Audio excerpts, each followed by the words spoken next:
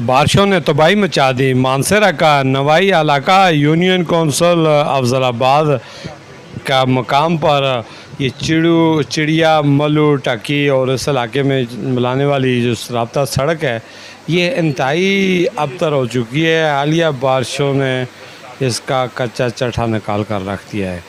जगह जगह लैंडस्लाइडिंग सैकड़ों की तादाद में इलाका मकीन मैसूर होकर रह चुके हैं। इस इलाके से मिलने वाली इतलात के मुताबिक गुज़श्ता कई दिनों से जारी बारिश ने इस इलाके की नक़्ल व अमल को बुरी तरह मुतासर कर दिया है। ज़िली इंतज़ामिया ने इस तरफ कोई तवज्जो नहीं दी।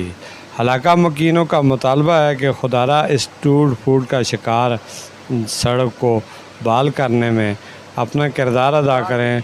यहाँ पर रोज़ाना की बुनियाद पर सैकड़ों बच्चे और बच्चियाँ कॉलेज जाते हैं, मरीज़ अस्पताल जाते हैं, मगर आमद रफ्त का ये सिलसिला मातल हो चुका है। कैमरा टीम के साथ मीर अफजल गुलजार डी।